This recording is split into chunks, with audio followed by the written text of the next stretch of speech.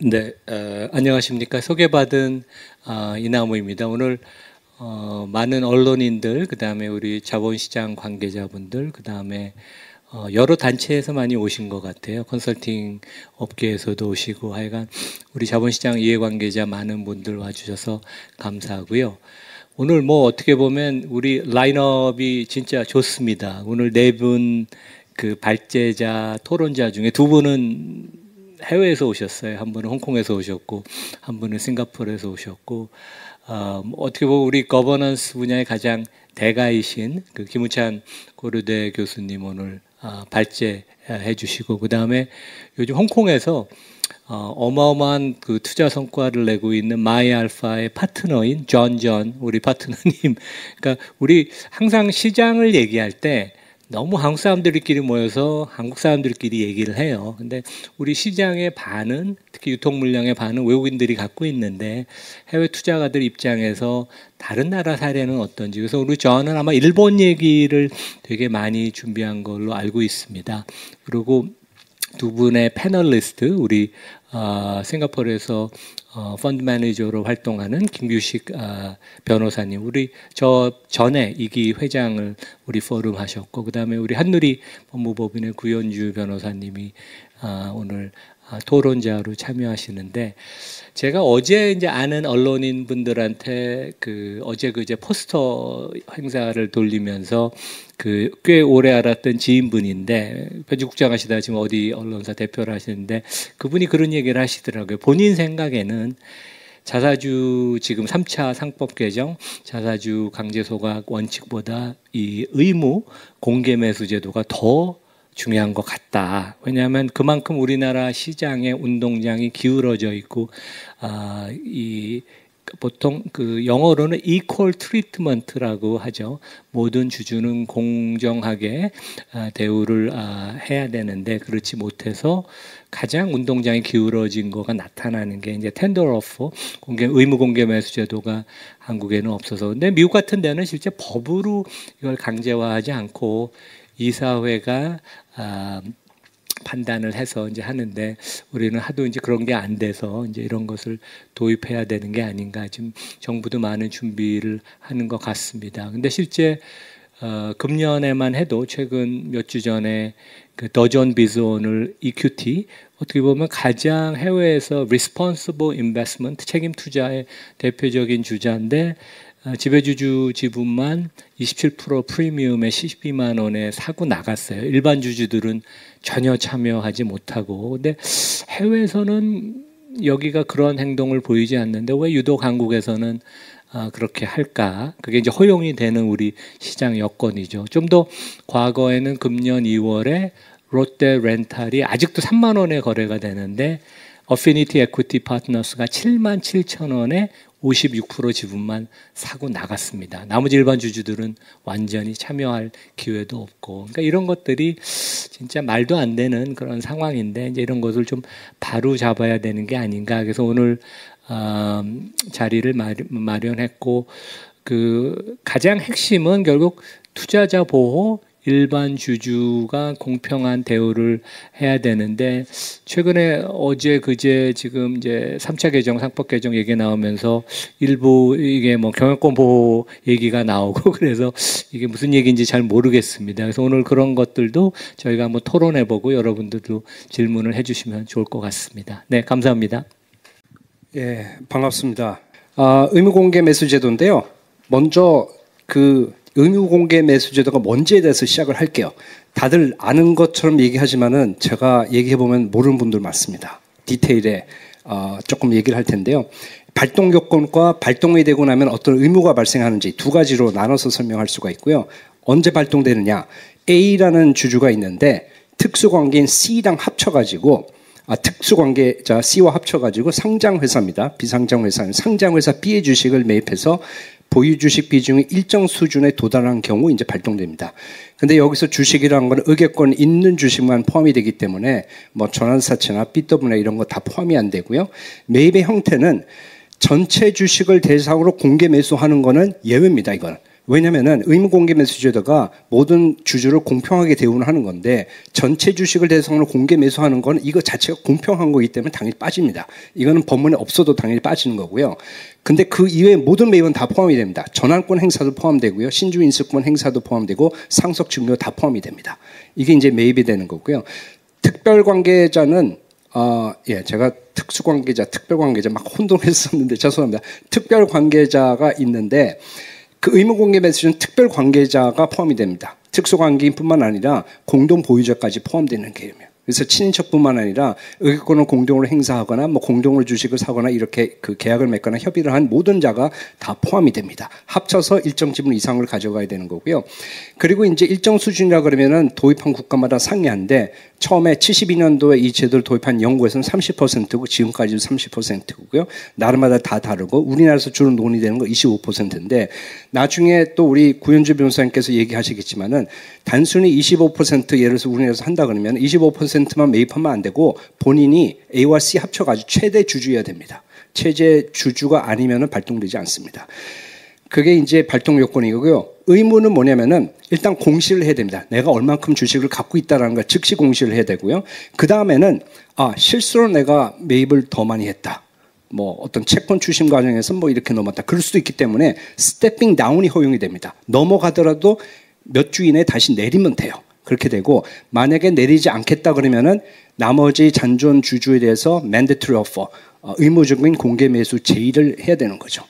그리고 가격이 중요한데요. 가격은 일정 기간, 나라마다 다른데 6개월, 과거 6개월로 하는 나라도 있고 과거 1년으로 하는 나라도 있는데 그때 A 또는 C가 매입한 B 주식의 가격보다 각각은 높아야 됩니다.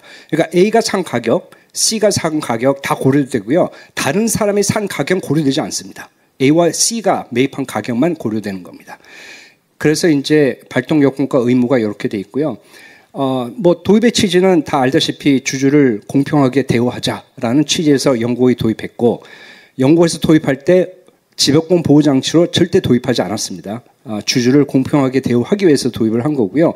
그러다 보니까 이제 프리미엄을 결국은 지배주주에게만 주지 않고 또 이제 그 과정에서 이제 일반 주주에게도 프리미엄이 가기 때문에 프리미엄을 이제 공유하는 그런 결과가 생깁니다.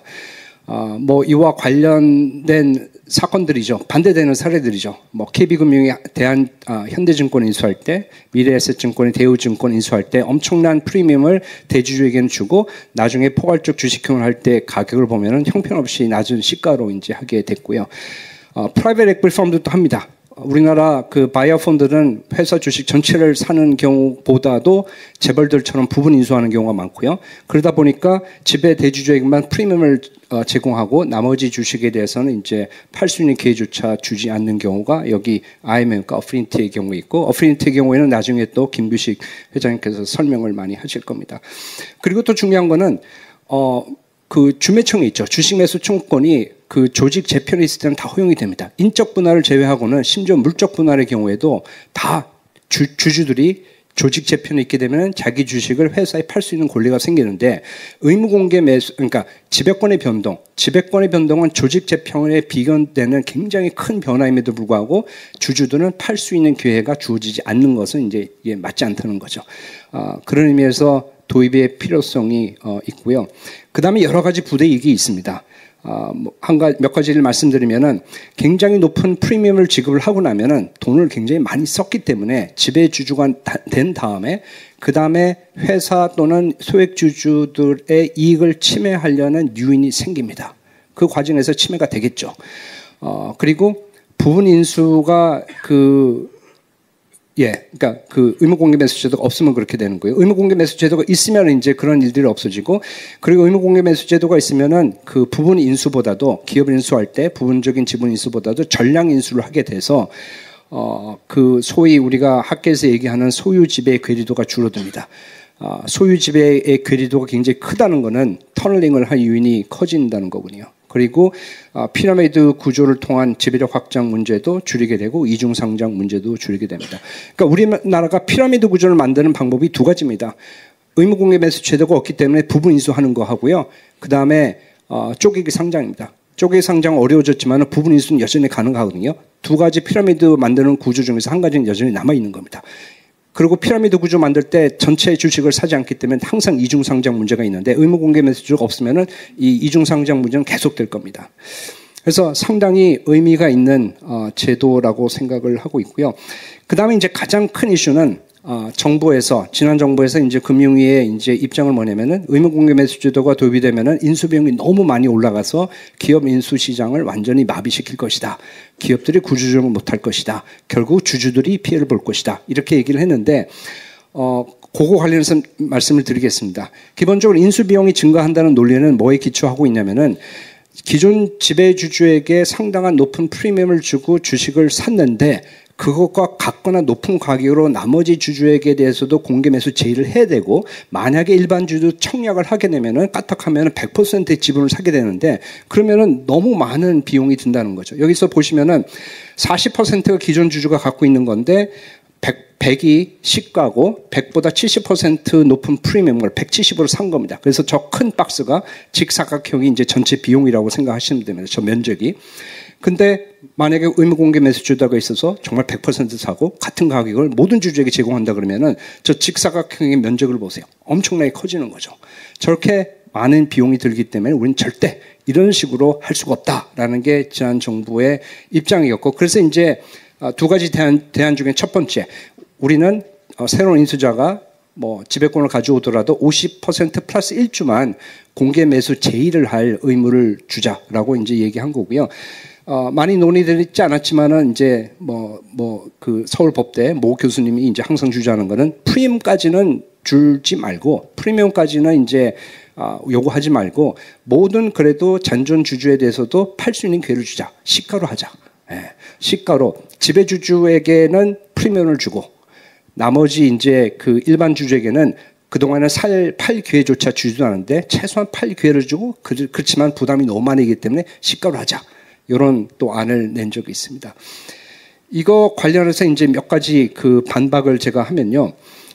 기본적으로 이 논리의 맹점은 뭐냐면은 지배권 프리미엄이 고정불변의 그 항수라고 생각하기 때문입니다. 지배권 프리미엄 변해요. 예, 특히 그 제도적인 환경이 변하면은 지배권 프리미엄이 변합니다.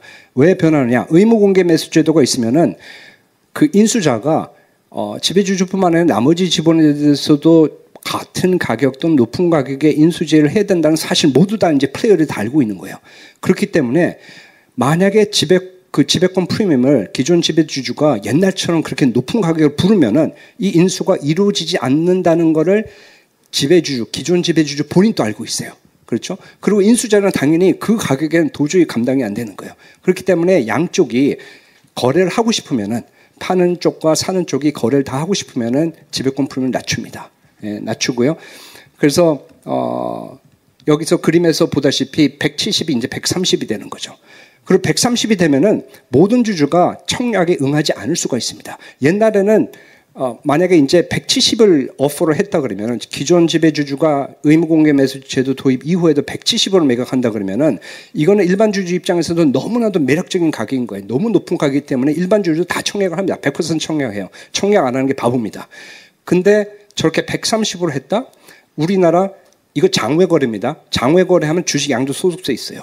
저거 그 청약 안 할 가능성이 있습니다. 그러면은 한 70%까지만 청약을 하게 되고 결국은 저 직사각형 훨씬 작아진 직사각형이 인수 비용이 되는 겁니다. 이거를 정부에서는 인정을 안 하는 거예요. 이렇게 될 가능성이 있다는 사실에 대해서 인정을 안 하고 있다는 게 정부 정책의 입장의 가장 큰 맹점이고요. 그래서 제가 정부가 하도 제 말을 안 들어가지고 제가 전 세계 데이터를 다 컬렉트 했습니다. 제 학생과 함께 이거 관련해서 지금 2개 논문을 썼고 3번째 논문을 쓰고 있는데요. 여기 보시면은 의무 공개 매수 제도를 도입한 나라들 도입 전과 이후의 프리미엄을 보여주는 겁니다. 왼쪽에 그 2개의 바가 있죠. pre-MBR, mandatory 도입되기 전에 진한 색은 뭐냐면은 그 발동 요건, 예를 들어서 영국이 30%라고 했잖아요. 30% 이상의 지분을 매입하는 경우에 프리미엄이 얼마나 되느냐? 75%, 상당히 큽니다. 100%는 아니지만 75% 엄청 커요. 30%가 안 되는 지분을 할 때는 이게 지배권이 아니기 때문에 한 30% 프리미엄을 줘요. 저렇다가 제도 도입 전에 제도 도입한 다음에 어떻게 돼요? 진한 그 그 바가 어떻게 돼요? 확 줄어듭니다. 30% 이내이든지 이상이든지 40%, 한 40% 정도 그렇게 낮아집니다. 지배권 프리미엄은 상수가 아니고 변해요. 의무공개 매수제도가 도입되면 낮아집니다. 이거를 정부는 인정하고 있지 않은 겁니다. 그리고 또 중요한 거는 자 봅시다. 어떤 물건이 있어요. 이 물건이 저한테 가치는 150원이에요. 근데 이거 100원 해요. 그럼 저는 몇 개 사는 게 좋을까요? 150의 가치가 있는 건데 지금 가격이 100원이에요. 전 몇 개를 살 거예요. 저 돈만 있으면은 무한도로 삽니다. 당연하죠. 그렇죠? 옛날에 우리나라 의무공개 매수제를 잠시 도입한 적이 있었는데 그때 금리가 몇 %였나요? 한 15%였습니다. 금리가. 그리고 인수금융이라는 게 존재하지 않았어요. 우리 학생 때 인수금융 이런 거 배우지 않았어요. 그런 거 존재하지 않았어요. 그렇기 때문에 그 당시 의무공개 매수제도는 지배권 보호장치였어요. 그런 의도로 우리 재무부 선배님들이 만든 겁니다. 그 당시에는. 근데 지금처럼 금리가 저렇게 낮고 인수금융이 발달한 상태에서는 가치가 분명히 비용보다 주당 가치가 주당 비용보다 높다 그러면 무한대로 사는 게 맞는 거고 100% 사는 게 맞는 거예요. 예. 그래서 중요한 거는 인수비용 그 자체가 아니라 주당 인수비용과 인수 후에 1주당 주식 가치가 중요하고 만약에 후자가 높다 그러면 100% 인수하는 건 절대 손해가 아닙니다. 이걸 비용으로 생각하시면 안 돼요. 예. 그래서 보시면은 가치가 160이다. 주당 가치가 160이다. 130 정도의 프리미엄 아무것도 아닙니다. 저 무조건 다 삽니다. 인수금융이 제대로 발달되어 있고 금리가 예전처럼 15%가 아니라 그러면. 그 다음에 또 다른 나라의 경험을 보면은 유럽에 있는 분들하고 영국에 있는 분들하고 얘기를 해보면은 의무공개 매수제도가 다 도입이 되어 있는데 어떻게 실제 진행이 되냐면은 우리가 상상하는 지배주주한테 일단 사고 높은 프리미엄에 같은 가격으로 나머지 주주에게 사는 2단계 인수는 거의 볼 수가 없대요. 뭐냐? 전체 주주를 대상으로 하는 공개 매수 제의가 일반적입니다. 예. 이거는 의무공개 매수제도가 도입돼도 예외로 인정되는 거예요. 왜냐? 형평성에 맞기 때문에 공평하게 대우하는 거기 때문에. 그래서 공개 매수 가격을 정하는 게 굉장히 중요해요. 당연히 지금 시가보다 높은 가격으로 정하고요. 그렇지만은 예전처럼 지배권 프리미엄 의무공개 매수제도가 없었을 때 프리미엄 정도까지는 절대 오퍼하지 않아요. 왜냐하면 전체 주식을 사야 되기 때문에. 그래서 그 중간 정도의 공개 매수 제의를 해서 오퍼를 해서 지배주주도 팔고 일반 주주도 팔아가지고 기업을 인수하는 게 일반적인 형태입니다. 그렇기 때문에 제가 말씀드리는 거는 지금까지 우리가 알고 있는 그 높은 프리미엄으로 절대 매입하는 일이 없습니다. 예, 유럽에서, 영국에서. 그리고 또 제가 그 연구한 바에 의하면은 저기 영어로 돼 있는데 Post Block Trade Ownership이라는 거는 2단계 인수를 할 때 공개 매수 제의가 아니고 처음부터 하는 전체 주주 대상 공개 매수 제의가 아니고 2단계로 할 때 지배주주에게 주식을 살 때 통상적으로 이제 회피 전략을 한다 그러면은 30%가 발동이라 그러면은 30%가 아니라 한 29%로 매입하고자 할 거 아니에요. 실제 그렇게 되는지를 본 거예요. 그래서 보시면은 평균적인 그 프라이빗 딜 얼마 정도까지 사느냐 봤더니 그렇게 줄지 않습니다. 한 2.8% 정도 줄어요. 굉장히 미미하게 줄고요. 줄긴 주는데 미미하게 줄고 더 중요한 거는 이 threshold 발동 그 지분율보다 그 높은 오너십을 프라이빗딜로 해서 그걸 넘는 그래서 의무공개 매수주를 발동시키는 그 비중이 감소하지 않아요. 감소하지 않는다는 저게 굉장히 중요한 포인트입니다. 예. 이 논문은 그 우리나라 그 재무 학회에 있는 재무 연구에 그 나올 예정이니까요. 그 보시면 되고 혹시 필요하시면 뭐 저한테 이메일 주시면 제가 보내드릴 수가 있습니다. 해당 논문요. 그리고 의무공개 매수제가 도입되지 않았음에도 불구하고 자발적으로 하는 경우 굉장히 많습니다. 그래서 2023년도에 그 MBK랑 유니슨 캐피털이 덴티스트리 인베스트먼트를 만들어서 오스템 임플란트를 할 때 지배주주에게 19만 원, 나머지 주주에게 19만 원을 했고요. 또 최근에도 그 보고 펀드의 그 후신인 VIG와 그 한행 컴퍼니도 동일하게 의무공개 매수주도가 없어도 동일한 가격을 일반 주주에게 오퍼를 했습니다. 그래서 비용 문제 가지고 너무 이렇게 얘기하는 거는 좀 설득력이 없다고 생각을 하고 있고요. 그런 의미에서 이 50% 플러스 1 이거는 사실은 논의할 필요조차 없는 건데 이거 문제점에 대해서 말씀드릴게요. 보시면 당연한 공평한 대우가 아닙니다. 그러니까 보시면은 예를 들었는데 40%의 기존 지배주주가 있는데 이게 넘어갔어요. 프리미엄을 주고 샀어요. 그럼 60%가 일반 주주라는 얘기잖아요. 60%가 일반 주주인데 그러면 일반 주주가 예를 들어서 6개 주식을 갖고 있다 그러면은 지금 50 플러스 1이니까 10%만 공개 매수 제의를 하면 됩니다. 10%에 대해서만 공개 매수 제의를 해야 되는 거예요. 그러니까 6개 주식 중에서 내가 갖고 있는 6개 주식 중에서 1개의 주식만 지배주주처럼 높은 가격에 팔 수가 있는 거예요. 나머지 5개 주식은 못 한다는 거예요. 그러니까 공평한 대우는 어떻게 되냐? 일반 주주의 17%만 공평한 대우를 받는다는 말도 안 되는 제도이고요. 제도의 그 취지에 어긋나고, 그리고 프리미엄을 낮출 요인은 당연히 없습니다. 100% 하는 경우에만 사실 프리미엄을 저렇게 낮출 요인이 있지, 여기서 보시다시피 40%에다 10%포인트 정도 추가로 인수한다? 뭐 미미하기 때문에 프리미엄을 낮출 요인이 많이 없습니다. 그래서 뭐 여기 숫자로 예를 들었는데 70% 프리미엄이었다 그러면은 40% 지분이었고, 한 56%의 프리미엄을 여전히 그 제시를 할 거고요. 그리고 지금 이 제도로 가게 되면은 뭐 여전히 굉장히 높은 프리미엄을 지불하고, 이것을 만회하기 위해서 뭐 일반 주주나 이해관계자에게 이익을 침해하려고 하는 경우가 있습니다. 그래서 여기 하림의 경우를 들었는데요. 하림이 대상으로부터 팜스크라는 기업을 인수했습니다. 프리미엄 156%. 그러고 난 다음에 뭐를 했느냐? 아까웠던지, 쓴 돈이 너무나도 아까웠던지 이 회사를 이용해서 올품이라는 회사, 지배주주가 많은 지분을 갖고 있는 올품을 부당 지원을 했고요. 이게 또 걸렸어요. 그래서 과징금을 부과받았습니다. 이런 일들이 벌어지고, 말씀드렸던 나머지 효과들, 소유 지배 괴리도를 낮추는 거, 피라미드 구조를 조금 줄이는 거, 이중상장 문제를 해결하는 거, 이거 다 해결하지 못합니다. 의무공개 매수 제도가 없으면. 그래서 이제 많은 국회의원들이 지난 회기에도 그렇고 이번 회기에도 이제 법안을 갖고 왔는데요.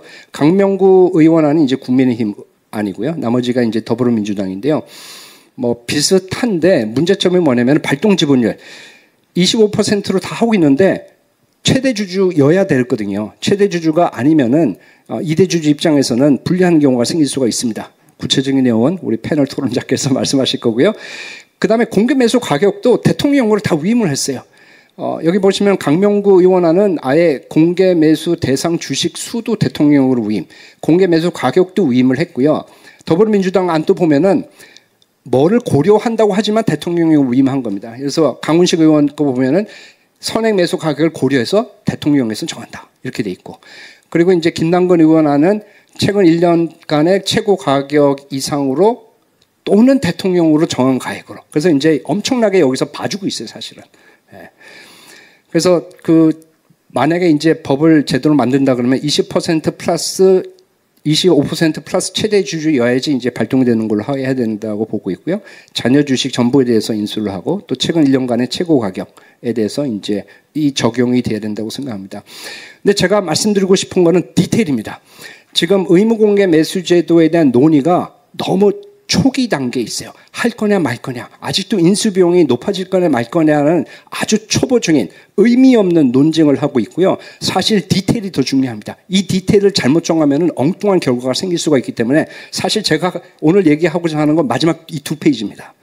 여기서 보시면 추가 매수가 있습니다. 만약에 이제 상장 회사인데 어떻게 하다가 25%가 넘는 지분이 있어요. 50% 이하지만은, 그때는 단 한 주라도 추가 매입하면 의무 공개 매수가 발동시켜야 됩니다. 지배권을 갖고자 하는 의도가 있다고 보고 추가 매수의 경우는 이제 발동하는 거고요. 근데 여기 예외가 뭐냐면은 제도 도입 당시에 이미 예를 들어서 35%가 있다. 다른 나라의 경우 이거 봐줍니다. 추가 매수를 하더라도. 그리고 비상장 회사일 때 보시면은 기업 공개 당시에 이미 보유 주식이 25% 이상이었다. 그런 경우는 추가 매수하더라도 발동이 안 되고요. 그 다음에 의무 공개 매수의 이제 예외 사항들인데요. 50%를 이미 갖고 있으면 의무 공개 매수 적용되지 않습니다. 이미 지배권을 갖고 있기 때문에 추가로 매수를 하더라도 괜찮고요. 그 다음에 이제 와이드와시라 그래가지고 아예 이제 의무공개 매수제도를 이제 면제시키는 건데요. 어떤 경우냐면은 대상 회사가 있는데 이 대상 회사가 돈이 필요해요.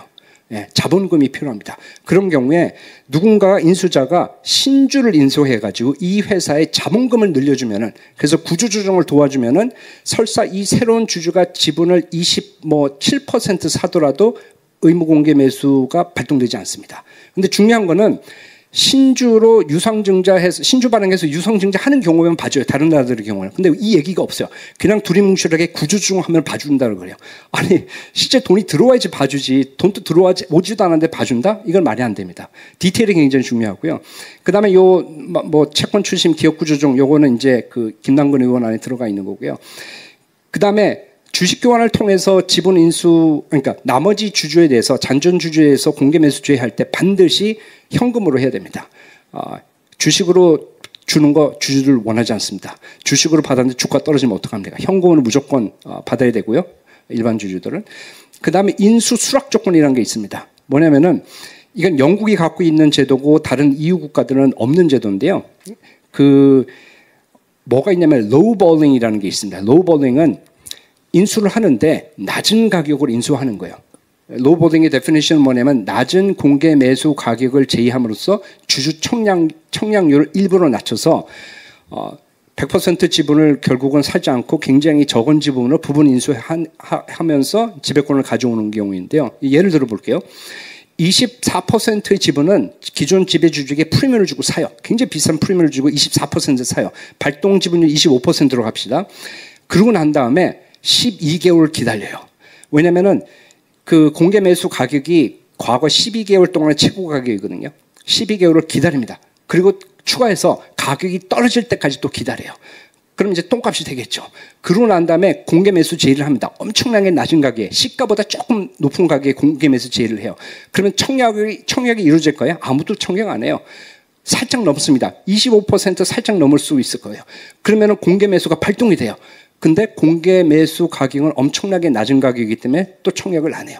그래서 결국은 이 한 26% 사고 그냥 맙니다. 그러니까 의무공개 매수 제도가 도입되지 않은 거랑 마찬가지가 돼버려요. 이걸 막기 위해서 조금 매력적인 공개 매수 가격을 제의하도록 유도하기 위해서 50% 이상의 그 주식을 인수하지 못하면은 매력이 없는 거라고 보고 이거는 아예 인수를 무효화시킵니다. 영국에서는.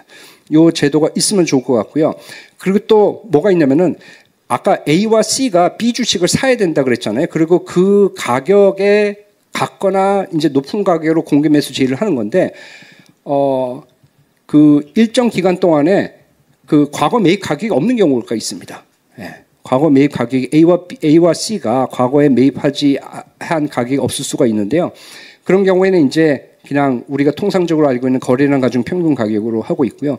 그다음에 보유 비중, 우리나라 이제 25%, 미국은 이제 영국은 30% 얘기를 하고 있는데 자사주를 포함할 거냐 포함하지 않을 거냐에 따라서 주식 보유 비중이 달라집니다. 그죠? 자사주를 포함시키면은 실질적인 지배권을 반영하지는 못하는데 또 어떻게 되느냐? 자사주를 소각하면은 갑자기 요건이 생길 수 있어요. 발동시킬 수 있어요. 마찬가지로 자사주를 뺐으면은 실제는 반영을 하는데 자사주를 매입하는 순간에 다시 또 비중이 올라갈 수가 있습니다. 이런 굉장히 그 회사 마음대로 의무공개 매수를 발동시키고 발동시키지 않고 이룰 수가 있기 때문에 이거와 관련된 또 규정이 있어야 됩니다.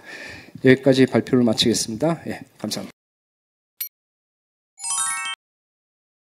네, 안녕하세요. 저는 MY알파 한국 대표 전종원입니다. 저는 한국 주식 펀드 매니저입니다. 그래서 굉장히 단순합니다. 저는 한국 주식이 오르면 좋습니다. 그것이 제 이해관계고요. 저희 펀드는 지금 일본과 한국에 투자를 많이 하고 있습니다. 그래서 오늘 주제를 바탕으로 두 나라의 공개 매수 인수 제도를 비교해보고 그 제도가 주식시장의 부를 누구에게 어떻게 부여하는지 보여드리고 싶습니다. 결론부터 말씀드리면 일본은 웬만하면 모든 일반 주주에게 그 부를 나눠주고요. 한국은 총수, 회장, 무능한 경영인들 그리고 사모펀드들이 독식하고 있습니다. 자, 시작해볼까요? 일본도 사실 주식시장에 문제점이 많았습니다. 몇십 년간 주식이 오르지 못해서 이제 아베노믹스 그리고 거버넌스 개혁으로 2012년부터 이제 2023년까지 주식시장이 무섭게 올랐죠. 255% 올랐죠. 근데 거버넌스 개혁이 10년 정도가 지난 후에도 주식이 잘 올라가는 상황에서도 일본 중앙정부가 M&A 가이드라인을 2023년에 제시를 합니다. 벌써 시장이 255% 올랐는데 더 올라라고 지속적으로 개혁을 이끌어갔습니다. 그래서 그 후에도 뭐 이것뿐만 아니겠지만 그래도 그 후에도 일본 시장은 계속 56%더 올라서 성과가 굉장히 좋습니다. 자, 그러면 이 일본 정부가 제시한 M&A 제도를 한번 보겠습니다. 자, 우선 오퍼가 들어와요. 이제 공개 매수나 이제 이 회사를 인수하고 싶은 그런 제안이 들어오면 곧바로 경영인들은 이사회한테 알려야 됩니다. 그 다음에 넘버 2, 그 이사회는 이제 그 인수 제안을 판단하기 위해서 독립적인 위원회를 만들고 외부 컨설팅 기관도 이렇게 선정할 수 있습니다. 3번, 그 이사회는 주주 가치를 극대화하기 위해서 다른 인수인들도 찾아봐야 돼요. 얼마나 좋아요. 그리고 4번, 여기서 가장 중요한 건 모든 주주들에게 이 사실을 공시를 하고요. 주주 가치를 극대화하는 방안을 주주들에게 추천을 합니다. 굉장히 합리적이죠. 자, 근데 여기서 되게 좀 인상적인 부분이 이제 이 다큐멘트가 뭐 한 몇백 장 되는데 여기서 제일 재밌는 부분이 하나 있어요. 여기서 Moreover, the takeover response policies should not be intended to protect or entrench the incumbent management.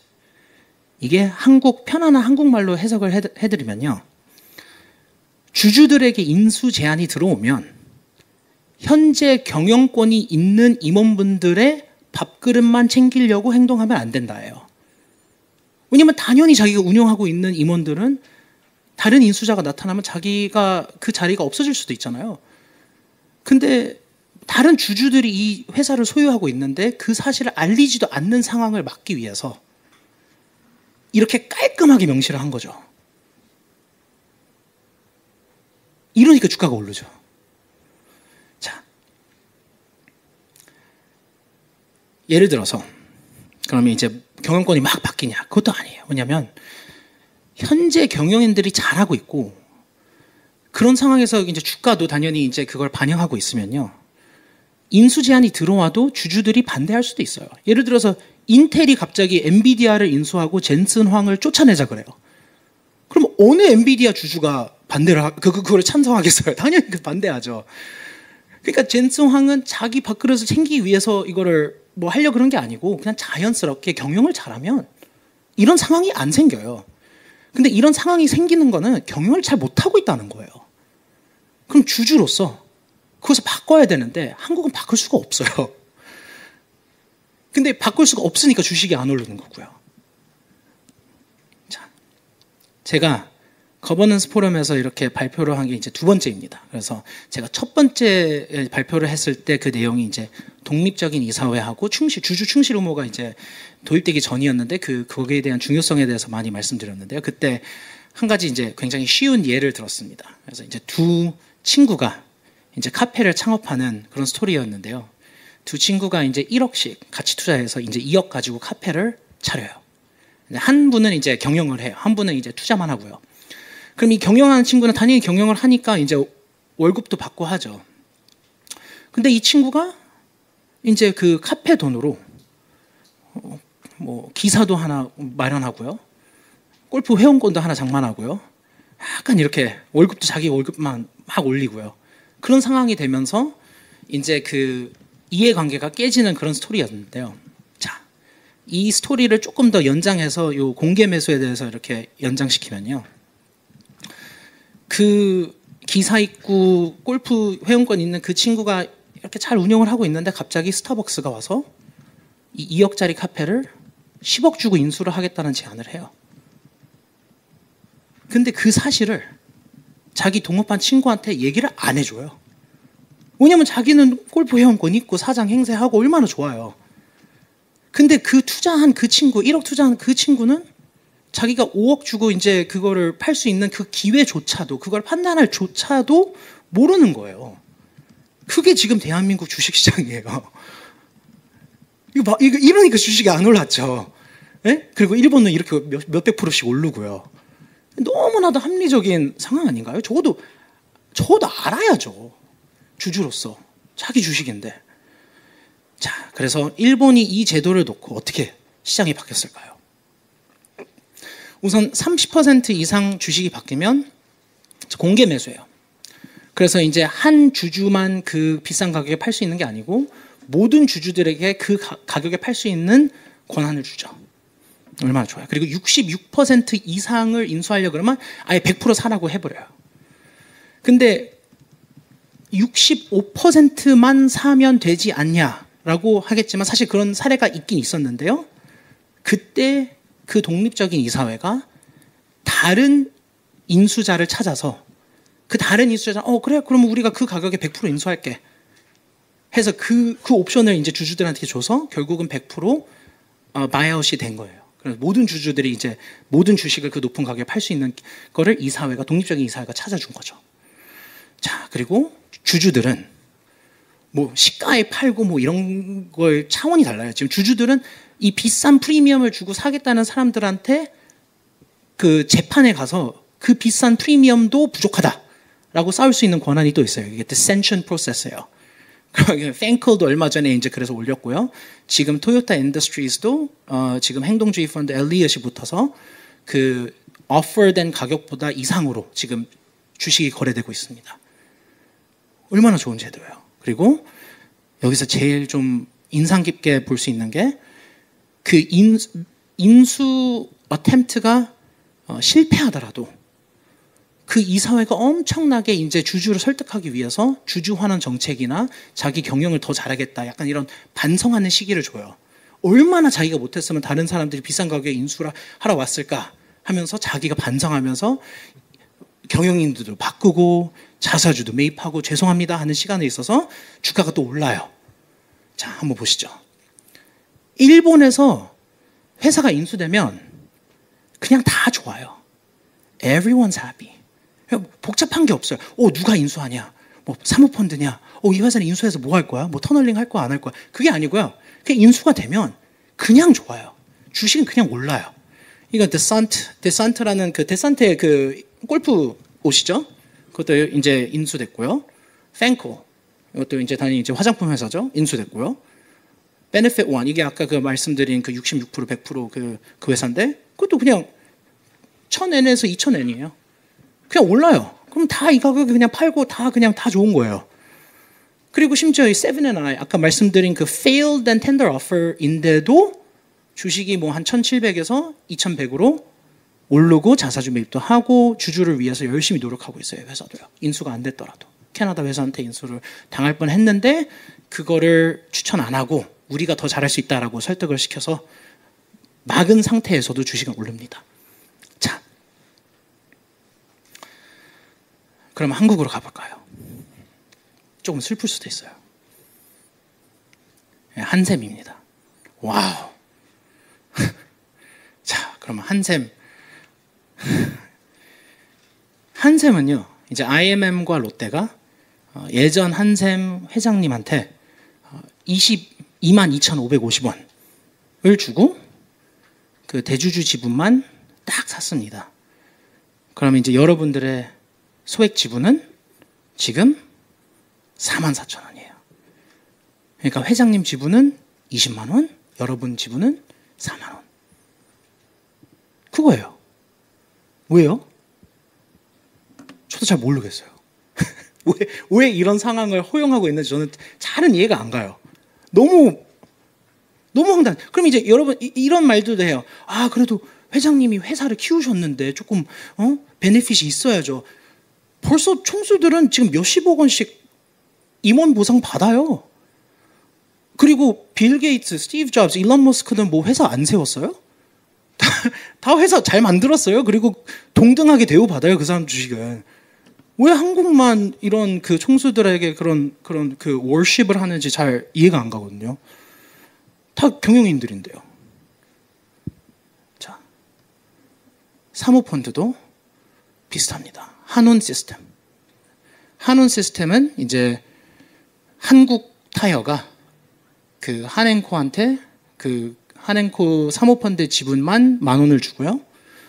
지금 소액 주주의 주식은 이제 35,000원이죠. 자, 그러면 일본 같은 제도를 한국이 도입하면 어떻게 될까요? 우선 회장님과 사모펀드들이 독식하던 그 경영권 프리미엄이 모든 분들한테 나눠집니다.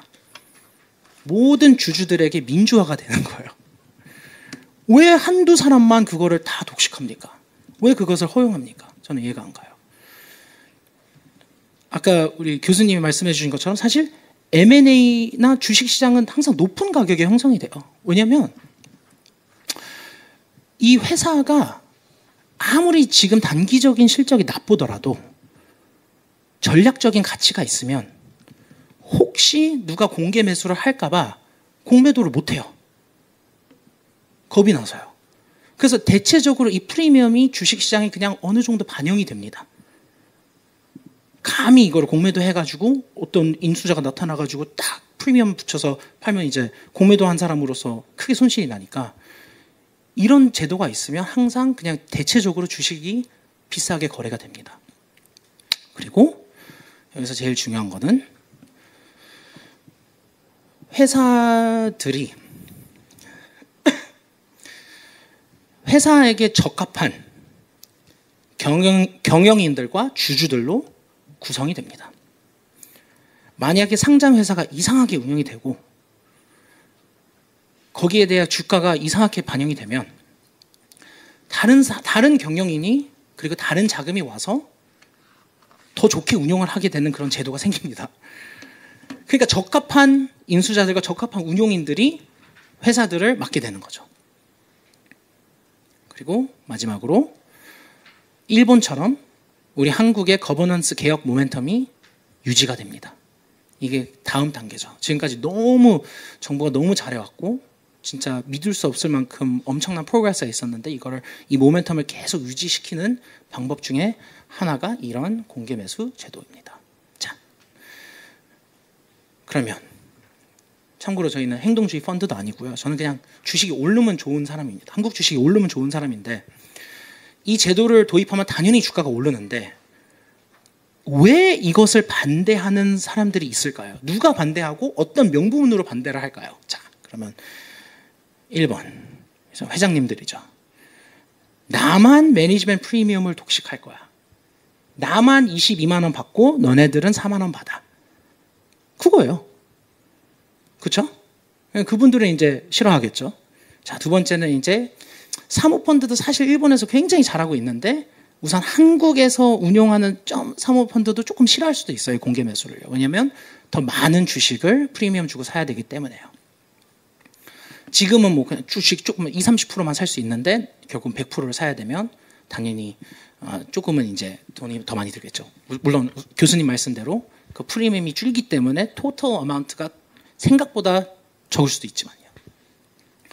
그리고 제일 반대하시는 분들은 이 무능하고 배부른 경영인들이죠. 아까 그 카페 운영하는 그분처럼 나는 기사 있고 나는 골프장 회원권도 있고 회사 돈으로 이렇게 사장 행사하는데 다른 모든 주주들에게 높은 가격을 받을 수 있는 그 기회를 박탈하고 있습니다. 그러면 이런 말을 당연히 솔직히 말씀을 안 해주시겠죠. 누가 이렇게 얘기를 하겠어요. 그러면 보통 이렇게 얘기를 하겠죠. 이런 M&A 제도가 생기면 너무 공시해야 될 내용도 많고 너무 복잡해서 내가 경영을 어떻게 해? 상법 개정되면 내가 경영을 어떻게 해?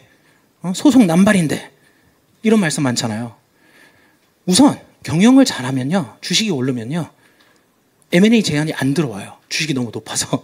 너무 잘하고 있으니까요. 그러니까 걱정 안 하셔도 되고요. 그리고 이제 M&A 시장이 얼어붙어서 아무도 공개 매수를 안 한다. 자, 일본에 2023년에 도입이 됐죠. 24년에 일본의 M&A가 2,413개, 141 billion dollar, 거의 200조 원 수준의 M&A가 있었고요. 한국은 731개, 73 billion dollar이었습니다. 그럼 그냥 이거는 팩트 폭력이에요. 팩폭, right? M&A가 왜 얼어붙어요? 일본 M&A 시장이 얼마나 뜨거운데요. M&A 가이드라인이 있는 다음에 더 뜨거워졌어요. 그러니까 이건 사실이 아니죠. M&A가 얼어붙다는 건. 그리고 마지막으로 이게 제일 웃겨요. 이게. 우리 회사 경영권이 나쁜 그 외국 투기 자본한테 뺏긴다. 이거 있잖아요. 우선 국부 유출, 뭐 사람 감원, 투자 절감, 기술 유출, 뭐 국방 산업, 반도체 산업 이런 거는 미국, 일본도 마찬가지입니다. 다 방어해요. 보호해요. 인수 못해요. 그런 회사들. 한국도 똑같이 인수 못하게 하면 돼요. 그런 전략적인 회사들은 당연히 인수 못하게 하면 돼요. 근데 공개 매수 인수 이거는 제도가 있는 상황에서 그런 전략적인 산업만 보호해주면 돼요. 합리적으로요. 근데 반도체 기술을 보호해야 돼서 무슨 카페 산업을 보호할 필요는 없잖아요. 그 차이입니다. 그리고 제가 항상 이제 신기한 게 이 경영권이라는 거에 대해서 외국에서의 시각과 한국에서의 시각이 굉장히 다릅니다. 한국에서는요, 마치 그 경영권이 무슨 상속된 특권 같이 생각을 하고 있습니다. 근데 경영권은요, 모든 주주를 대표하도록 선정된 독립적인 이사회가 이렇게 부여하는 책임이에요. 그래서 거기에 대한 보상을 받는 job이에요, job. 상장회사는요, 지분이 100% 있으면 you can do whatever you want. 하고 싶은 대로 하면 되는데 지분이 20%, 30%밖에 없는데도 마치 자기가 그 경영권을 무조건 항상 유지해야 된다는 그런 그 entitlement가 좀 이해가 안 될 때도 있습니다.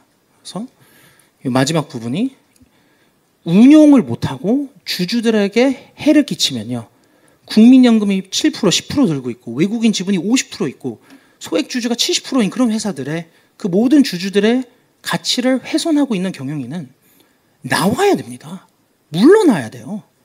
왜냐하면 나머지 70%의 그 주주의 권한을 침해하고 있습니다. 그게 사실이에요. 그 모든 다른 나라에서 그게 안 되면, 그게 망언 안 되면 어떻게 주식이 오릅니까? 그래서 이런 제도를, 이런 일본 같은 제도를 한국이 도입하면 아주 단순하게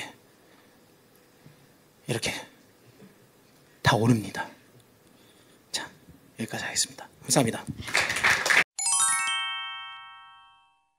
오늘 주제는 우리나라에서 아까 존 이사님께서 말씀하셨듯이 지배권 프리미엄이 주주를 수탈하는 수단으로, 터널링 수단으로 활용되고 있다. 그리고 주주에 대한 충실 의무가 도입되었지만 다른 보완 입법이 없는 상태에서는 작동하기 어렵다. 주주 보호로 작동하기 어렵다. 이런 말씀을 주제로 드리겠습니다. 아까 김우찬 교수님께서 잘 말씀하셨듯이 글로벌 스탠다드는 의무 공개 매수 제도를 도입하는 겁니다. 우리나라와 미국 딱 두 나라를 제외하고 모든 나라, OECD뿐만 아니라 대만은 이제 OECD 아니면 거의 준 OECD 국가죠. 모든 국가가 의무 공개 매수 제도를 다 도입했습니다. 우리나라와 미국만 딱 없어요. 그런데 이따 고현주 변호사님께서도 말씀해 주시겠지만 미국은 지배권 프리미엄을 주주에 대한 충실 의무로 통제하고 있습니다. 지배권 프리미엄을 인정하지만 이러이러한 경우는 충실 의무 위반이기 때문에 이건 안 된다라고 통제를 하고 있고 잘 작동을 하고 있어요.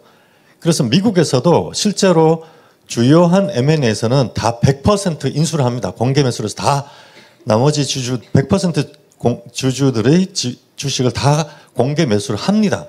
없음에도 불구하고 우리나라는 그렇게 될 것인가? 안 된다는 거예요. 왜냐하면은 미국에서의 충실 의무는 소송으로 권리 구제하는 수단이고 그 소송을 위해서는 증거 개시 제도, 증권 집단 소송 제도, 징벌적 손해배상 제도, 소송 펀드 등 이 네 가지 보완 입법이 있어야 작동을 하기 때문에 우리나라는 이게 아무것도 없어요. 이게 도입을 돼야지 충실 의무로 구제가 될 수 있다. 그래서 우리처럼 소송법상 구제 제도가 없는 충실 의무는 이빨 빠진 호랑이다. 그래서 작동하지 않는다. 그래서 100% 의무 공개 매수 제도를 빨리 도입해야 한다. 이 말씀을 드리는 겁니다. 구체적으로 말씀을 드리면은 미국의 델라웨어주 판례법은 이러한 M&A에서 공개 매수와 관련된 심사 기준을 가지고 있습니다. 지배권 프리미엄은 사적 계약이다. 할 수 있어요. 그러나 그것이 과연 지배권에 대한 프리미엄이냐 아니면 터널링이냐 이것을 심사한다는 거예요. 지배권에 대한 프리미엄이면은 인정. 그러나 터널링이면 금지 이렇게 돼 있어요. 그 터널링이냐 아니냐 하는 것에 대한 기준이 두 가지가 있는데 약탈적 인수인 예를 들어서 미국에서도 90년대 소위 레이더스라고 하는 멀쩡한 회사를 차가지고 인수해서 찢어 발겨가지고 다 팔아버리고 하는 이런 약탈적 펀드가 있었는데 거기에 팔면 안 된다는 거. 이거는 근데 거의 지금 우리나라에서도 이런 회사에 인수하는 경우는 없으니까 이건 문제가 아니고 충실 의무, 듀티 오브 로열티라고 하는 충실 의무, 즉 이해 충돌이 있는 경우 이런 경우는 지배권 프리미엄이 아니라 이거는 터널링이라고 하는 거예요. 뭐 예를 들어서 판례가 한 두세 가지가 있는데 어떤 주가가 상당히 많이 올랐는데 그 많이 오른 데서도 다시 프리미엄을 붙였는데 그 프리미엄은 지배권이 있기 때문에 붙인 프리미엄이 아니라 어떤 특수한 호황에서 그 호황에서의 이익을 반영하는 기회일 뿐이다. 그런 것은 지배주주가 자기만 독식하는 것은 안 된다라는 내용이 있어요. 이보다 더 중요한 게 아까 전 이사님께서 말씀하신 게 이거 세 번째요. 이게 현재 한국에서도 문제가 되는 거예요. 첫째, 회사가 매각 추진을 하고 있어요. 그때 어떤 인수자, 후보자가 이제 접촉이 왔을 때 인터셉트 하는 거예요. 지배주주가 인터셉트 해가지고 내 것만 팔아라. 어차피 내가 지배주주인데 내가 하지 마 그러면 이사회가 못 팔 거기 때문에 그냥 내가 내 주식만 팔면은 팔아줄게 라고 인터셉트 하는 거예요. 마찬가지로 또 그렇게 이제 인수인이 전부 다 사겠다 또는 인수인이 지배주주와 이제 교섭하는 과정에 100% 지배권 프리미엄 받아서 회장님 것만 사는 건 우리는 좀 부담스럽고 우리는 30% 프리미엄으로 다 사고 싶다라고 그런 의향을 내비치움에도 불구하고 그럼 난 안 팔 거야. 나는 내가 이사회를 장악하고 있는데 그럼 나 이사회 팔지 말라고 할 거기 때문에 나 사고 싶으면 하여간 내 것만 사라고 인터셉트 하는 거예요. 또는 교섭을 하고 있는데 예를 들어서 회사와 어떤 인수자가 펀드가 교섭을 하고 있는데 그보다 높은 가격에 매수하려고 하는 의향의 잠재적 후보가 있어요. 그런데 그 후보는 다 사겠다고 하는 경우 지배권 프리미엄을 낮게 해서 다 사겠다고 하는 그런 후보인 경우는 전체 주주 입장에서 봤을 때는 훨씬 좋은 조건이란 말이에요. 근데 그런 후보를 잘라버리고 내 주식만 높은 가격에 사주겠다고 하는 사모펀드와 그냥 밀어붙이는 거예요. 그리고 그 사모펀드에게 구매에 맞도록 법률 실사도 하고 재무 실사도 하고 그 펀드가 필요한 가격을 맞추는 거예요. 그 펀드가 예를 들어 경영권 프리미엄을 200% 붙인다 그러면 200%에 맞춰서 회사의 법무팀, 재무팀 등등 자원을 활용해서 거기에 맞춰주는 거예요. 이런 식으로 하는 것은 이것은 터널링이라는 거예요. 지배권 프리미엄이 아니라 이건 터널링이다. 이거는 금지되어 있다. 이렇게 돼 있어요. 그래서 미국에서는 지배주주만 프리미엄을 높여 붙여서 팔면은 무조건 소송이 걸립니다. 무조건. 이거 까봐서 이게 터널링인지 아니면 지배권 프리미엄인지 네가 입증해. 이렇게 소송이 걸리는 거예요. 그런데 그렇게 하기 위해서는 증거 개시 제도가 있어야 된다는 겁니다. 최근 10년 동안 제가 다 뒤져봤는데 거의 지배주주만 프리미엄을 과도하게 붙여서 매각한 건은 거의 없었어요. 근데 최근에 2023년인가 그 빌황이라는 유명한 한국계 헤지펀드가 막 엄청나게 질렀다가 파산한 그 회사가 파라마운트라는 회사입니다. 그 파라마운트가 그래서 이제 나중에 주가 작살나고 넷플릭스하고 디즈니하고 애플에 밀려가지고 거의 회사가 막 점점 어려워지니까 사모펀드에 팔기로 했어요. 그때 지배주주가 레드스톤이라는 가문인데 레드스톤이라는 가문의 지배주주인데 그래서 스카이댄스 미디어라고 여기 이제 오라클 장남이 하는 사모펀드입니다. 오라클 회장 레리 앨리슨 장남이 하는 사모펀드가 사겠다고 했어요. 근데 어떻게 됐냐면은 지배주주는 $60의 지분을 매입하고 수의계약으로 매입하고 일반 주주는 $23, $15 두 차례 거쳐서 공개 매수를 하겠다고 오퍼를 했어요. 그러니까 이게 주주 입장에서 봤을 때는 프리미엄이 3배 되죠. 2배, 3배죠, 3배. 200%의 지배주주 지배권 프리미엄으로 거래를 한 겁니다. 2023년에. 그러니까 가만히 있을 턱이 없잖아요. 주주들이 이런 짓을 했는데 바로 소송을 바로 원고들이 뭐라 그랬냐면은 이제 피고가 지배주주, 레드스톤 가문 지배주주, 그리고 찬성한 이사, 그리고 인수한 펀드, 스카이 미디어 사모펀드까지 모두 다 걸어가지고 충실의무 위반을 했어요. 인수 펀드도 충실의무 위반을 공모했다고 같이 소송을 걸었어요. 이때 주장한 게 이 스카이 댄스가 파라마운트 합병 거래에서 지배 주식을 매입하는 쪽으로 유도했다. 그러니까 레드스톤 지배주주가 스카이 미디어에게 내 주식만 3배 붙여서 팔고 나머지는 내가 어떻게 협조할 테니까 싸게 해서 이렇게 내 주식만 비싸게 팔아줘라고 유도했다. 이런 거 하면 안 된다고 그랬잖아요. 델라웨어 판례법에. 그 다음에 이런 M&A 건이 이제 만들어지면 이해충돌이 있기 때문에 특별위원회가 바로 만들어지거든요. 특별위원회가 더 좋은 프로젝트 라이즈라는 다른 사모펀드가 있었어요. 그 프로젝트 라이즈의 입찰이 더 좋은 조건인데 그걸 거부했다. 특별위원회가. 그 다음에 이제 계약을 체결했는데 더 이상 마켓에서 다른 잠재적 후보들을 쇼핑하지 않는다는 노숍 조항이라고 합니다. 보통 이제 M&A 본계약하고 실사 들어가면은 그 실사 기간 중에는 노숍 조항이 있어요. 그런데 보통 노숍 조항은 어느 정도 가격 레인지가 있고 그보다 훨씬 높은 가격을 제시하면 그 노숍 조항은 무력화되게 되게 돼 있어야 돼요. 그런데 노숍 조항이 프리미엄이 200% 안쪽일 경우는 노숍 조항으로 더 이상 잠재적 후보를 탐색할 수 없다. 이런 식으로 너무 엄격하게 돼 있다. 이 구조는 오직 지배주주의 프리미엄만 과도하게 주기 위한 구조다라고 주장해요. 이게 중요한 게 아니고 이게 이렇게 주장했단 말이에요. 근데 이걸 어떻게 입증하냐고요. 아직 미국 이제 2025년에 이제 소송이 되었기 때문에 아직 증거 개시 제도가 개시되지 않았습니다. 가끔 이제 궁금하시면 한번 뒤져보세요. 이제부터 미국에서는 이런 원고의 주장을 입증하기 위한 증거 개시 절차가 개시됩니다. 이제 그때 관련 이사회와 주고받은 주고받은 모든 이메일, 그 다음에 이사회 의사록, 그 다음에 이 밸류에이션을 맡겼던 그런 은행 투자기관들의 DCF 가치평가 모델을 만들었을 때 또 주고받은 메일 다 까야 됩니다. 다 까야, 문자 메시지까지 다 까야 돼요. 그래서 잠재적 후보가 있었는지, 그걸 배제한 증거가 있는지, 그 다음에 지배주주가 어떤 개인적 이유로 이거를 강행했는지, 그리고 인수자가 이러한 구조적 불공정성을 알고도 동조 공모했는지 이런 것들을 증거로 이제 제시하겠다는 거예요. 그런데 이런 구조에서는 예를 들어서 레드스톤이 이런 $60 그런데 스카이 미디어가 뭐 이렇게 구조가 있잖아요. 그런데 다른 잠재적인 사모펀드가 있을 거 아닙니까? 잠재적 사모펀드가 여기에 특별위원회와 접촉이 잘 안 되면 언론을 흘려요.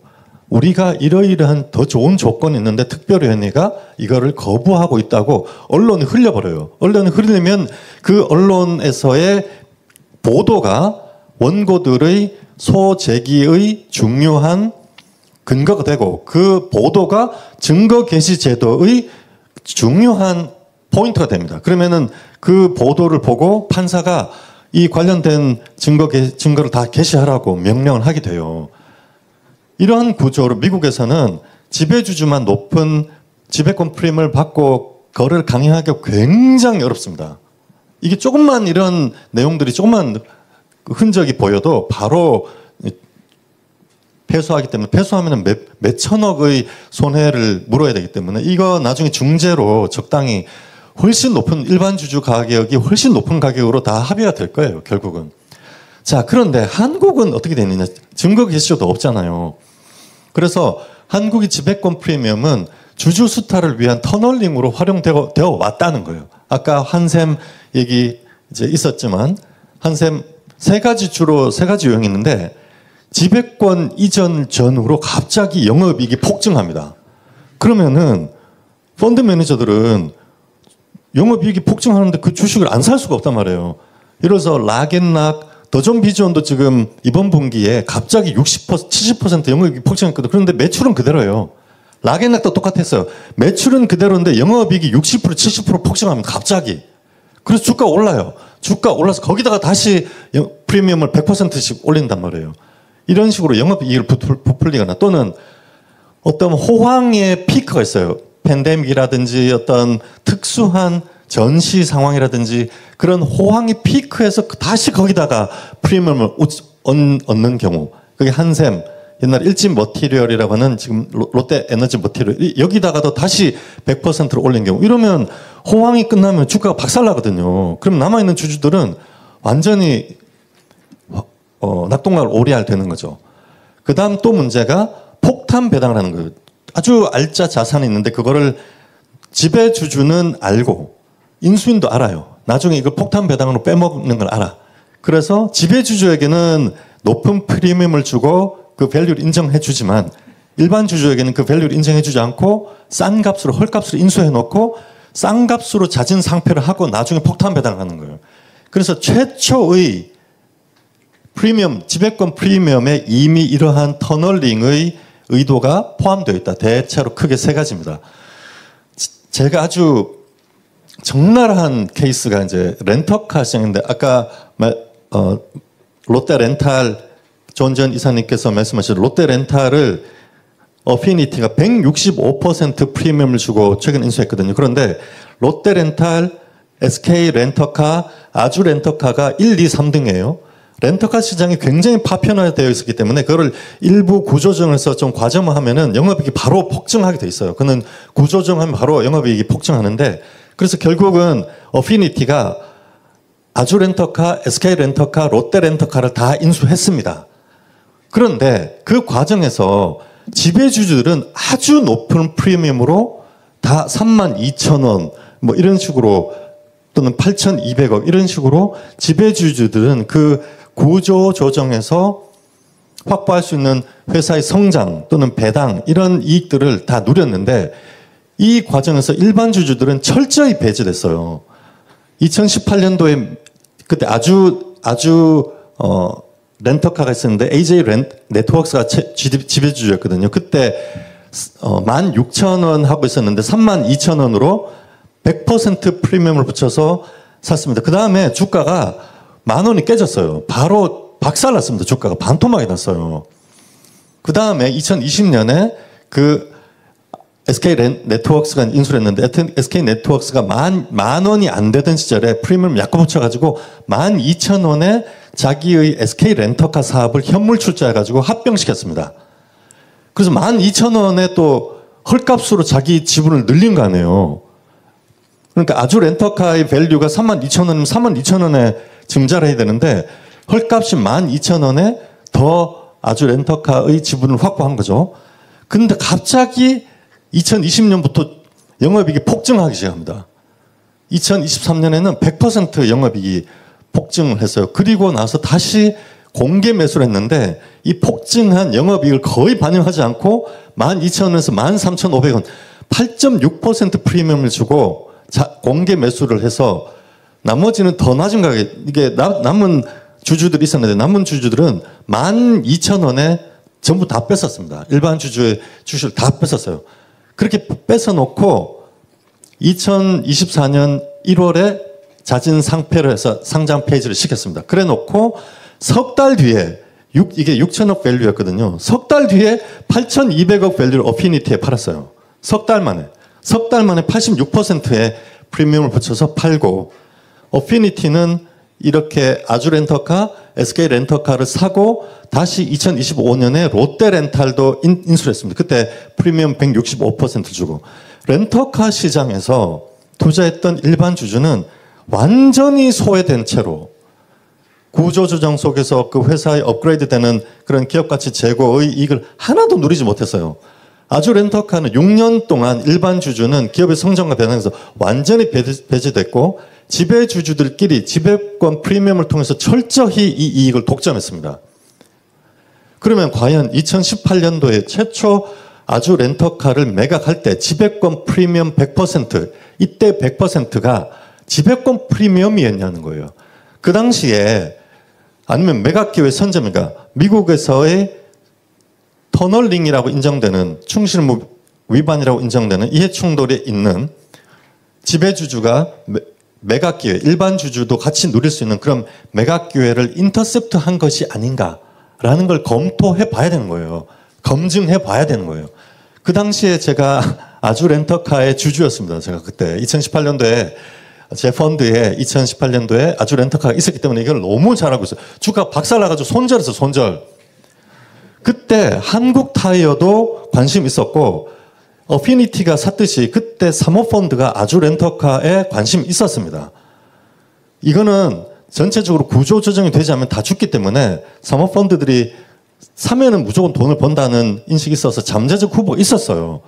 그런데 과연 이사회가 그러한 잠재적 후보의 접촉을 혹시 차단한 것이 아닌지 이런 것들을 검토, 검증해 봐야 된다는 거예요. 그런데 우리나라는 증거 개시 제도가 없기 때문에 이걸 알 수가 없는 거예요. 알 수가. 지배주주가 인터셉트 했는지 이사회가 그거를 배제했는지 알 수가 없다. 그래서 이런 증거 개시 제도, 증권 집단 소송 제도, 징벌적 손배 제도, 소송 펀드 이런 소송법 없이 충실음으로는 미국과 같이 지배권 매각의 이해 충돌과 지배권 프리미엄을 감시 감독할 수가 없다는 거예요.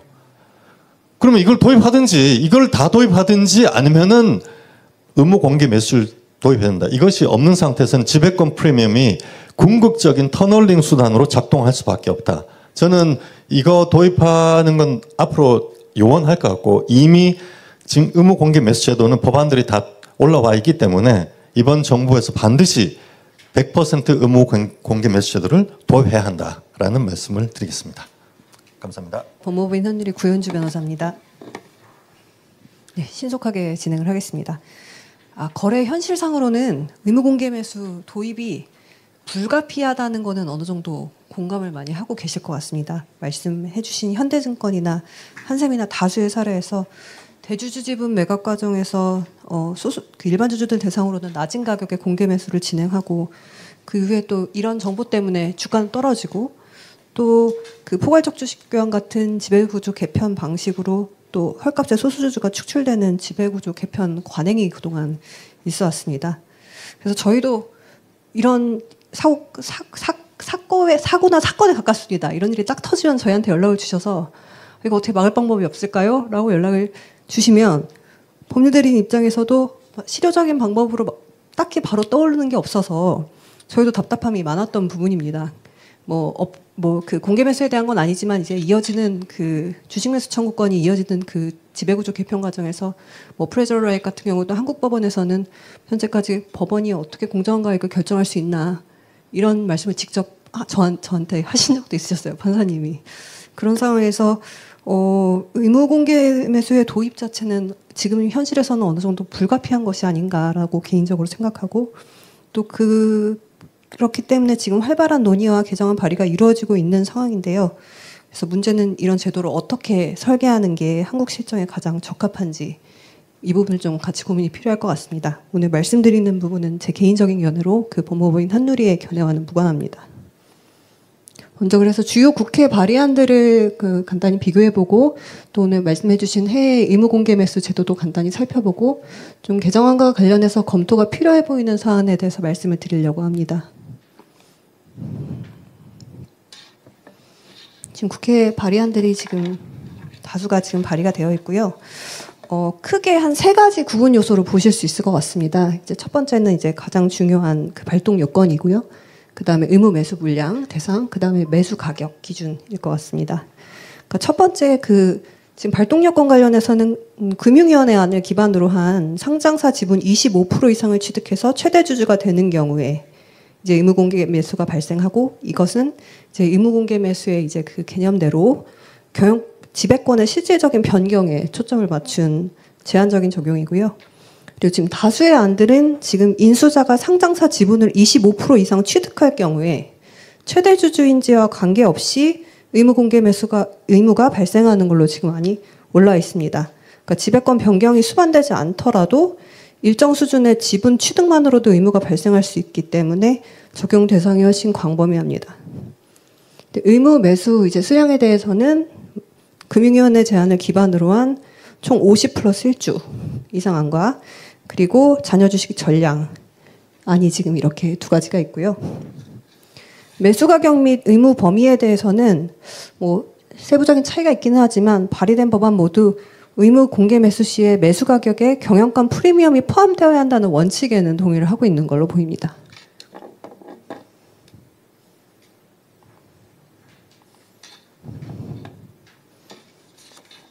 해외의 경우에 이제 앞서 말씀해 주신 것처럼 미국 외에 영국, 유럽연합, 일본은 지금 의무 공개 매수 제도를 두고 있습니다.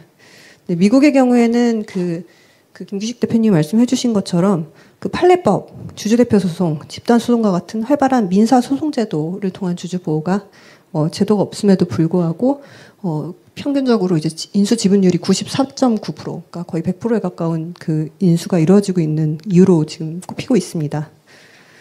기업법상에 이제 주주에 대한 신인 의무가 매우 그 강하게 강조되고 실제 소송에서도 이런 부분이 구현이 되기 때문에 의무공개 매수 제도가 없더라도 사실상 100% 전량 매수가 그 이루어지는 경우가 많습니다. 이제 나머지 이제 영국, 유럽연합, 일본 사안들은 말씀 주신 부분이어서 이 정도로 넘어가도록 하겠습니다. 해외 제도와 한국을 비교할 때 좀 한국 현실에 대해서도 좀 생각해 볼 필요가 있습니다. 그러니까 국내 상장 기업은 이 비교 대상이 된 국가들과는 달리 대체로 집중된 오너십과 강한 대주주 영향력을 가지고 있습니다. 코스피 200 상장사의 경우에 그 지배주주 지분율이 약 42%에 달합니다.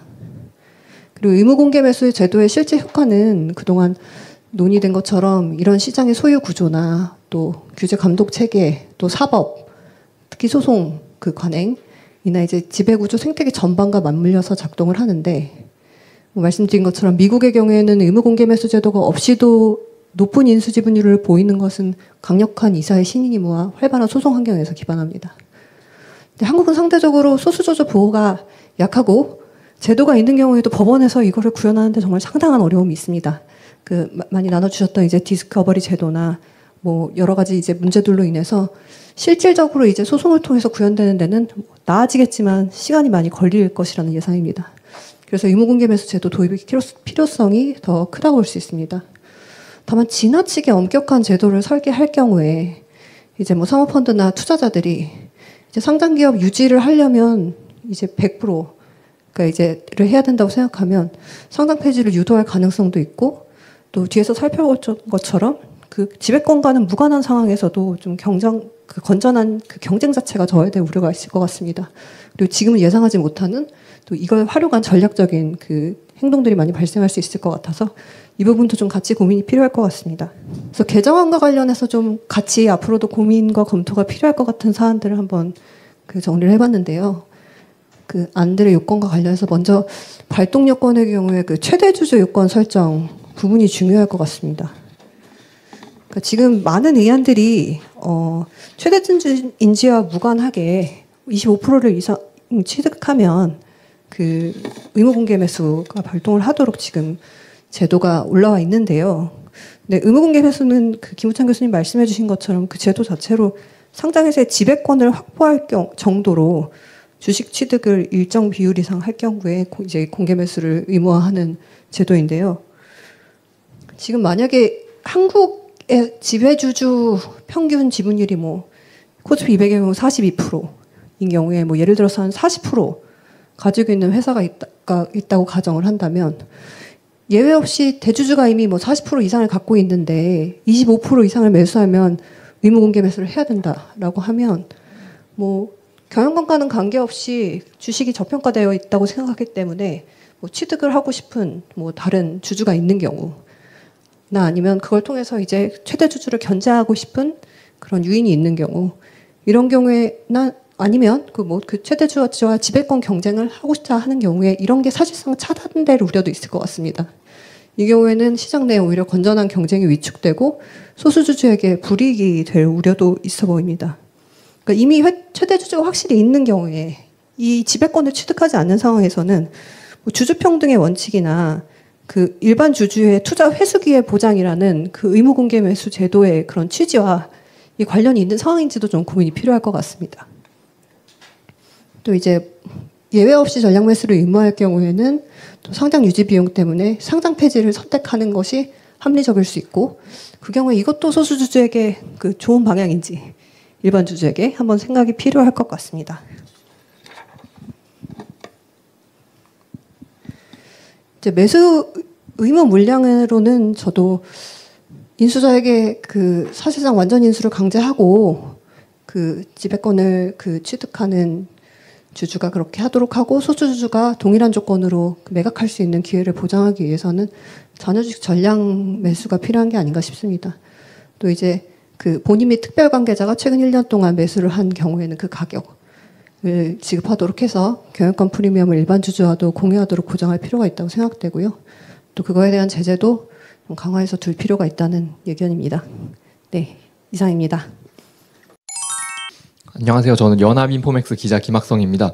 그 아까 구현주 변호사님께서 그 미국은 이제 의무공개 매수 제도가 그 법으로 나와 있진 않지만 이사의 충실 의무가 강력하게 적용되고 소송이 활발해가지고 이제 인수자들이 다 자녀 지분까지 매수할 수밖에 없는 그런 환경이 조성돼 있다고 하셨는데, 근데 그 우리나라도 이제 최근에 이사의 주주 충실 의무를 도입하는 상법 개정이 됐고, 모 서울법대 교수님께서 이제 우리나라는 하드웨어는 상당히 주주 보호가 괜찮은 수준까지 올라왔다라고 최근에 평가하신 것도 한번 들은 내용이 있는데요. 그 말인즉슨 우리나라도 이제 법률 같은 하드웨어는 상당히 선진국 수준으로 주주 보호 수준이 올라왔으니까 이 상법의 이사 충실 의무로 이 의무 공개 매수 제도 자본시장법 개정 없이 그 상법의 이사 주주 충실 의무만으로 의무 공개 매수를 뭔가 그런 방식으로 강제할 수는 없는 이유가 뭐라고 보시나요? 그러니까 미국과 우리나라에서 이렇게 환경이 다르게 나타나는 이유, 그런 건 혹시 뭐라고 보시는지 궁금합니다. 저도 돼야 된다고 생각하고, 충실 의무로 이런 건 다 규제가 돼야 된다고 생각하고, 그게 이제 가장 이상적이라고 생각을 하는데요. 일단 아까 그 김기식 대표님 말씀해 주신 것처럼 디스커버리 제도가 없는 게 사실상 가장 큽니다. 그러니까 회사가 어떤 제안을 받았는지, 어떤 검토를 했는지, 그 과정에서 어떤 논의가 있었는지, 뭐 그런 것들을 외부에서 확인할 수 있는 방법이 현재로서는 없습니다. 그러니까 저희는 공시된 자료만 가지고 그거를 가지고 사실 추측하고 그거를 이제 추론하고 뭐 그런 방식으로 그 저희가 입증을 해야 되는 상황인데, 사실상 그 부분이 굉장히 어렵고요. 저는 장기적으로는 우리 법원도 나아질 거라고 생각을 합니다. 근데 다만 이제 거기에 시간이 좀 걸릴 것 같아요. 그리고 그 과정에서도 이제 그 시장에서 안 좋은 거래 관행들은 얼마든지 벌어질 수 있고, 그리고 계속 벌어져 왔고, 그거를 이제 그 법제도를 통해 이제 시정하려는 노력들을 많이 해왔지만, 이런 증거제도의 편제를 비롯한 문제들로 인해서 그동안은 좀 어려웠고, 그게 바로 좋아지기는 좀 어렵지 않을까라는 예상입니다. 물론 저도 충실임으로 해결이 돼야 된다고 생각하고 언젠가 될 거라고 믿고 있습니다. 네. 그 영국과 미국이 둘 다 앵글로 섹슨 국가인데요. 자본시장 규제에 있어서는 완전히 양극단을 거스고 있습니다. 그러니까 미국의 경우에는 알다시피 그 지배권 보호장치 다 자유입니다. 예, 각 주에 있는 회사법에서 지배권 보호장치 뭐 당연히 둬도 되는 거지. 그렇게 하고 있고요.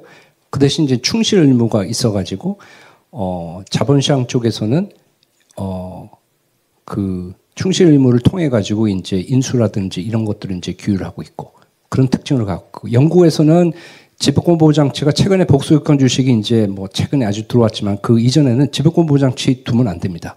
예, 전혀 둘 수가 없었고요. 그렇지만 인수에 있어서는 굉장히 규제가 이제 심했던 거죠. 그게 이제 의무 공개 매수 제도이고, 그래서 굉장히 다른, 회사가 지배권을 보호하는 측면, 또 인수자가 기업을 인수하는 측면, 이쪽에서 두 나라가 완전히 다른 그 양태를 갖고 있었고요.